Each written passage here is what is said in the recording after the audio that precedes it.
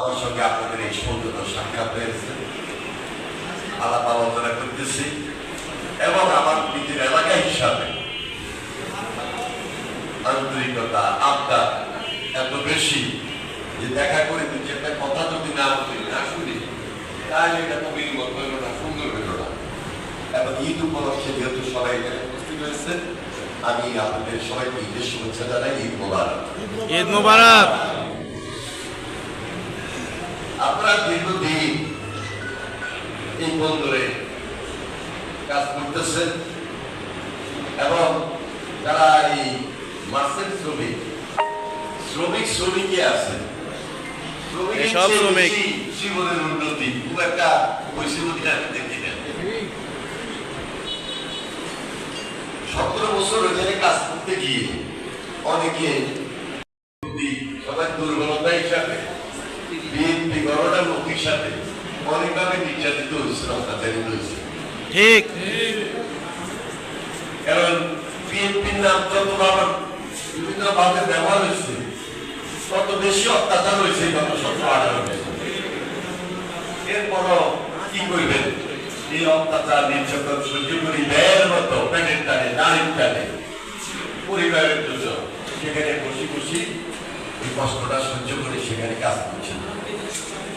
এখন একদিকে বলা যায় আমরা এত বছর ওইখানে কাজ করলে একটা অস্থায়ী ভাবে আছে, আপনাদের অনেক দাবি দেওয়া আছে। আমি জানি না এই পর্যন্ত এই দাবি দেওয়া সরকারের কানে পৌঁছাইতে পারছেন কিনা। সরকার আপনাদের এগুলা কিছুটা হইলেও সমন্বয় করছে কিনা আমার জানা নাই, আমি জানি না। তবে আমি কিছু দাবি দেওয়া আমার কাছে লিখিত ভাবে আছে। এই লিখিত দাবি দেওয়া গুলো হলো যেমন শ্রমিকদের সরকারি স্বীকৃতি সহ চট্টগ্রাম বন্দরের স্থায়ী কাঠামো অন্তর্ভুক্ত করতে হবে। তার মানে স্থায়ীভাবে আপনাদের কোন স্বীকৃতি নেই, আছে কাজ করতেছে, মাইনা পাইতেছে, রথ আছে বাতাস, না করে লক্ষ্মীরা কাজ করতে তো এই লব্ধি। হ্যাঁ, তারপর আশায় আশায় একটা বাদি আছে। একটা কিছু হইব, আমরা দিন মজুরি হিসেবে আছি স্যার, খুব কষ্টে আছি। এটাই তো আশা নিয়ে আছে। স্যার, আমাদের প্রধানমন্ত্রী সংসদ খেলায় বলেছে শ্রমিক কৃষক শান্তি থাকে, এটার আলোকে স্যার যাক, এখন আরেকটা হইল প্রকৃত চিত্র শ্রমিক রেজিস্ট্রেশন 1007 পুনরায় কার্যকর করতে হবে। এটা কি বন্ধ আছে? পুনরায় কার্যকর করতে হবে। আচ্ছা, আরেকটা হইল সকল মাসের শ্রমিকের জন্য মাসিক নির্ধারিত বেতন ও ডিউটি ভাতা চালু করতে হবে।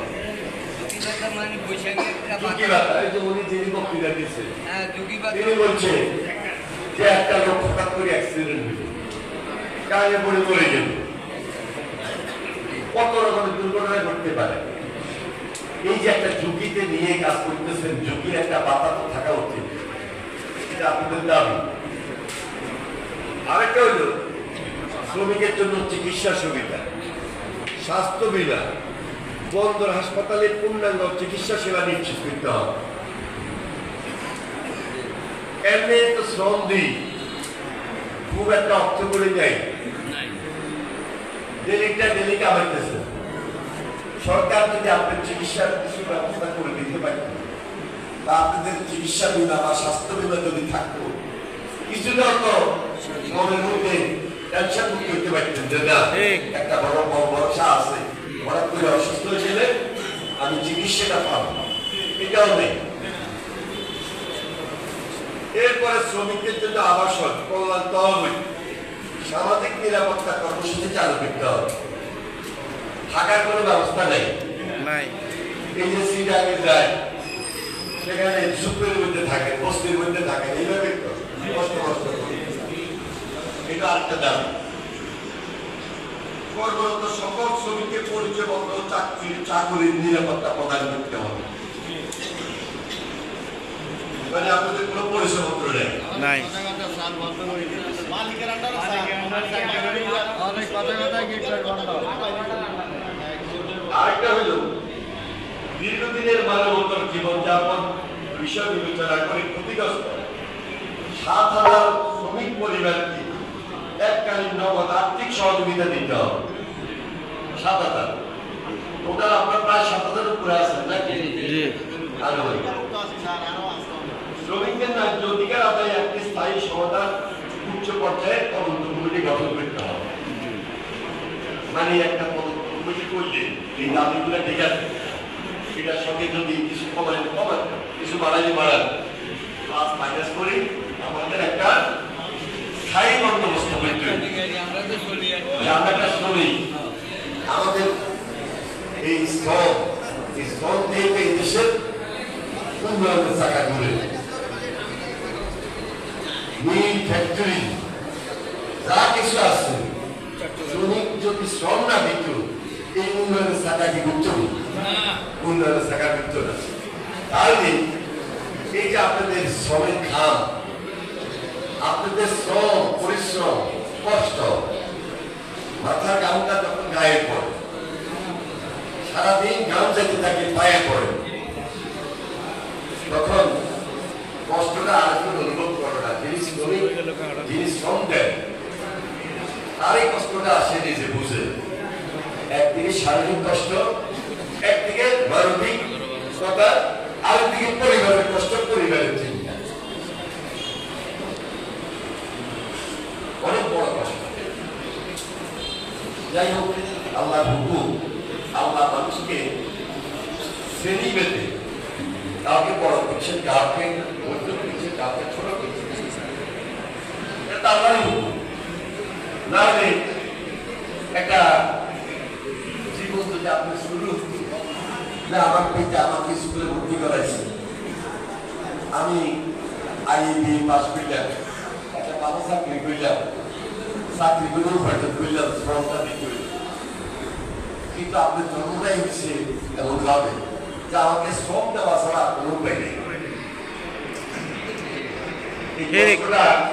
বছরের পর বছর আপনি করতেছেন, যদি আপনার এই কষ্টের মাধ্যমেও দুই একটা পরিবারের সন্তানকে যদি কষ্টমুক্ত রাখি, পড়ালেখা করার চিন্তা করতে থাকে না, নিশ্চয়ই কেউ না কেউ করাইতেছেন যে না আমার ছেলেকে আমি না শ্রমিক, আমি না শ্রম দিলাম, আমার ছেলেকে আমি আগে বিয়ে পাস করাবো, ডিগ্রি পাস করাবো। নিশ্চয়ই কারো না কারো আছে। এটা হলো মনের শান্তি। আমি কষ্ট করছি, আমি শ্রম দিচ্ছি, আমি কষ্ট করে গ্রাম ফলাইছি, কিন্তু আমার ছেলে মেয়েকে আমি পড়ালেখা করছি, করাইছি, এটা মনের শান্তি। এতটুকু আশায় বুক বাঁধি মাঝে মাঝে আল্লাহর কাছে বলেন 5 ওয়াক্ত নামাজ পড়তে না, তারপর আল্লাহ ভালো লাগছে, শান্তিতে রাখছে। নইলে জীবনের সঙ্গে যুদ্ধ করি কতই বা ঠিক আছে, যদি আল্লাহ যদি এই শান্তির ব্যবস্থাটা না করে, এরপরে কিন্তু একটা শান্তি আছে, এই শান্তিটা এই শান্তি, এই আশা নিয়েই বেঁচে আছে। তারপরও যেহেতু দীর্ঘদিন আপনার এই কাজটা করে আসতেছেন, এখন পর্যন্ত কোন সরকার আপনাদের দিকে তাকায় নেই। আমি জানি না ভবিষ্যতে আপনাদের কোন মুখ আমরা তাকাইতে পারবো কিনা, তবে এতটুকু কথা আমি বলতে পারি, চিটাগো যারা আছেন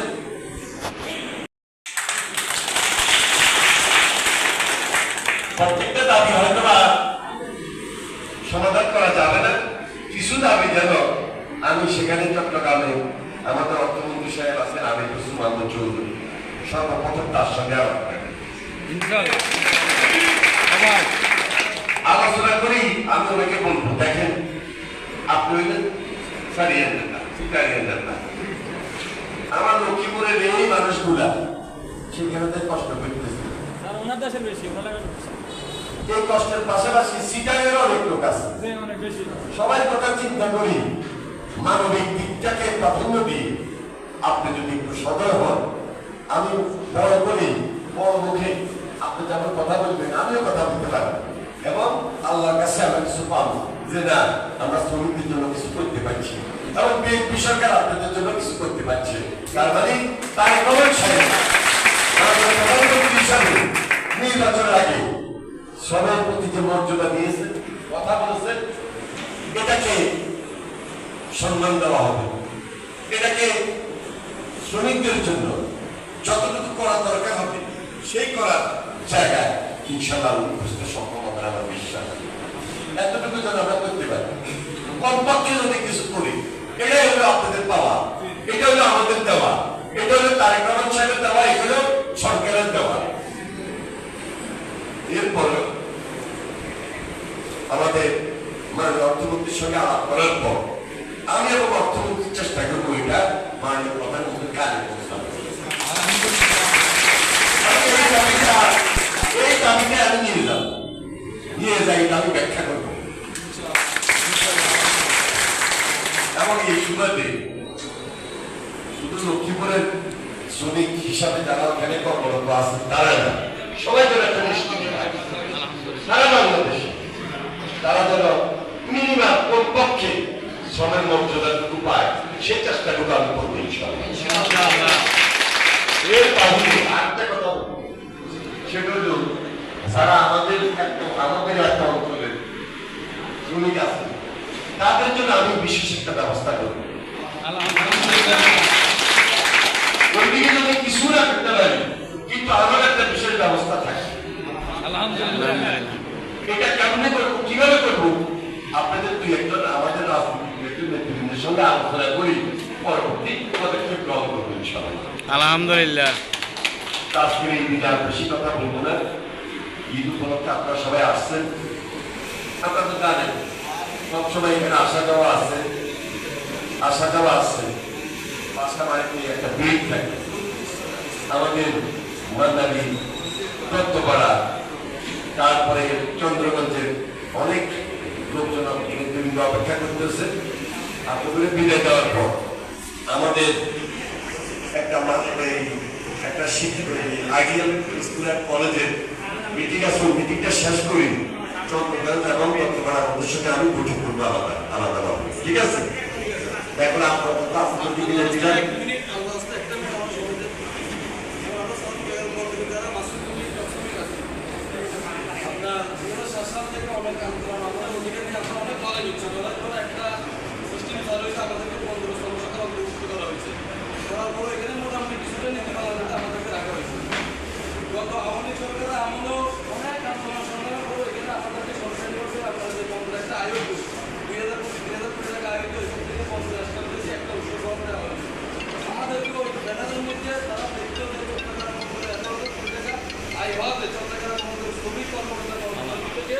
আন্তরিক ধন্যবাদ জানাচ্ছি। কিন্তু দেওয়ার ক্ষেত্রে ওরা টাকা বলে নিচ্ছে,